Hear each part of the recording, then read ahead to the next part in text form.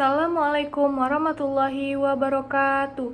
Salam solusi, solusi untuk berdiskusi. Perkenalkan, saya Kalisa Naswa Salsabila Saraan dengan NIM 0601232049, Prodi Ilmu Perpustakaan, Fakultas Ilmu Sosial, Universitas Islam Negeri Sumatera Utara.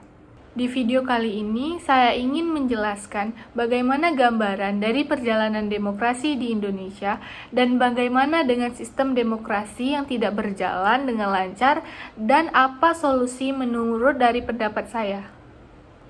Sebelumnya, saya ingin menjelaskan terlebih dahulu apa itu demokrasi. Jadi, demokrasi ini berasal dari kata demos, yaitu rakyat, dan kratos, yang artinya pemerintah. Jadi, demokrasi ini adalah suatu sistem pemerintahan di mana kekuasaan berada di tangan rakyat atau warga negara secara langsung atau melalui perwakilan yang mereka pilih. Demokrasi memiliki 5 prinsip, yaitu ada persamaan, ada kebebasan, ada pluralisme, ada hak memilih dan dipilih, dan ada kekuasaan mayoritas. Demokrasi terbagi menjadi 2 sistem, yaitu yang pertama ada sistem presidensial, yang artinya sistem pemerintahan di mana eksekutif dan legislatif dipisahkan, dan kepala negara dipilih secara terpisah dari badan legislatif. Yang kedua, ada sistem parlementer, yaitu sistem pemerintahan di mana eksekutif atau pemerintahan ditangani oleh cabang legislatif atau parlemen dan kepala negara. Biasanya seorang raja atau presiden berfungsi secara seremonial atau simbolis. Selain dari bentuk-bentuk demokrasi, demokrasi juga memiliki prinsip berdasarkan falsafah negara. Yang pertama, ada demokrasi perwakilan liberal, yaitu bentuk sistem pemerintahan di mana kekuasaan politik dijalankan oleh perwakilan dipilih oleh rakyat dengan menekankan pada perlindungan hak asasi individu, kebebasan sipil, dan aturan hukum.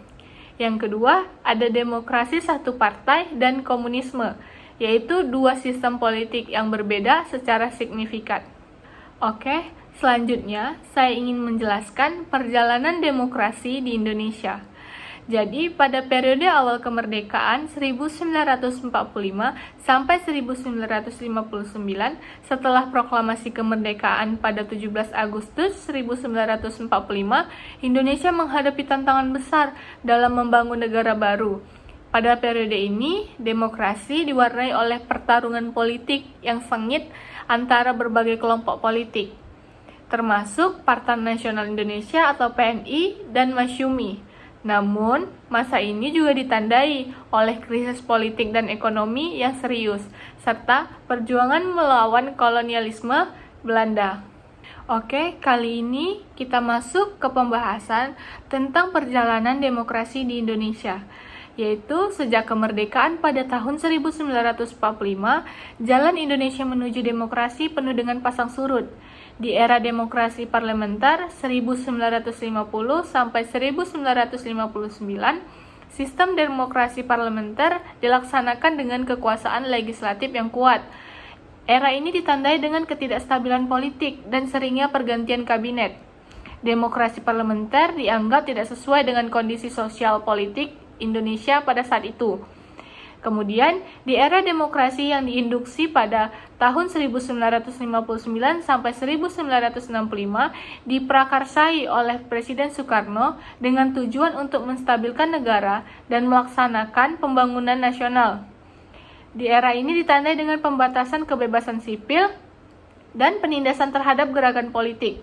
Kemudian demokrasi terinduksi berakhir dengan peristiwa G30 SPKI dan muncul tatanan baru.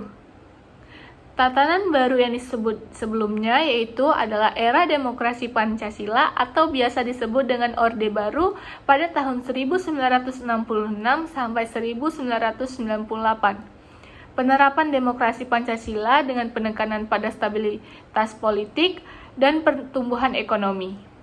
Pada era ini ditandai dengan pembatasan kebebasan politik dan penyatuan pandangan dunia. Demokrasi Pancasila dikritik karena kurang demokratis dan terlalu terpusat.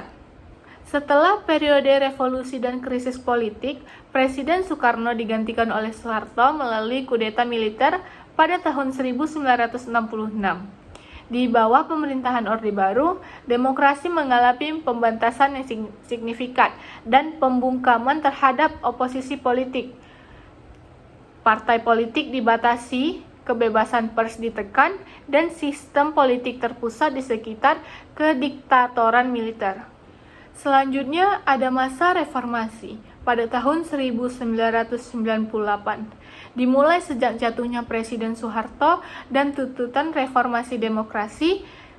Era ini ditandai dengan pemilihan umum yang demokratis, pers yang bebas, dan penerapan pemerintahan yang terdesentralisasi. Demokrasi Indonesia masih berkembang dan menghadapi berbagai tantangan, antara lain korupsi, kesenjangan sosial, dan radikalisme. Selanjutnya, bagaimana jika demokrasi tidak berjalan dengan baik? Nah, jika sistem demokrasi tidak berjalan dengan baik, maka dapat menimbulkan berbagai masalah, seperti contohnya, jika para pemimpin dan pejabat pemerintah korupsi, keputusan yang dibuat mungkin tidak mencerminkan kepentingan rakyat, melainkan kepentingan dari pribadi atau kelompok tertentu saja. Yang kedua, akan ada kurangnya partisipasi, yang dimana demokrasi ini memerlukan partisipasi aktif dari warga negara dan masyarakat. Jika masyarakat tidak terlibat dalam keputusan, maka pemerintah bisa kehilangan legitimasi dan kebijakan yang dihasilkan mungkin tidak sesuai dengan kebutuhan masyarakat tersebut. Yang ketiga, adanya pemalsuan data dalam pemilihan umum yang tidak bebas dan adil. Dengan adanya kecurangan atau manipulasi bisa mengakibat pemerintahan yang terpilih tidak mencerminkan pilihan sebenarnya dari rakyat Indonesia.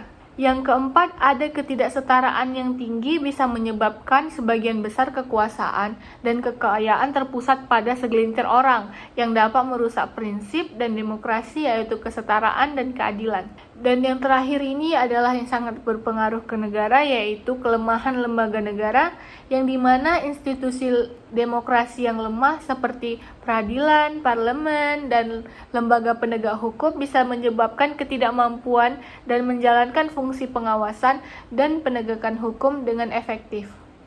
Jika terjadi demokrasi yang tidak berjalan dengan lancar, itu harus diperbaiki. Demokrasi yang tidak berjalan dengan baik perlu direformasi, yang mencakup perbaikan sistem hukum, peningkatan transparansi, pendidikan politik bagi warga negara, dan penguatan oleh institusi demokrasi. Solusi dari saya yaitu kita sebagai masyarakat harus aktif dalam berpartisipasi dalam proses demokrasi seperti pemilu dan negosiasi perjanjian lainnya. Masyarakat harus diberikan pendidikan politik yang memadai agar memahami hak dan kewajiban sebagai warga negara. Dan kita sebagai warga negara harus memajukan budaya demokrasi yang menghargai toleransi, perbedaan pendapat, dan pencarian konsensus. Sekian penjelasan dari saya. Apabila saya ada salah kata dan kurang, saya mohon maaf. Assalamualaikum warahmatullahi wabarakatuh. Salam solusi, solusi untuk berdiskusi.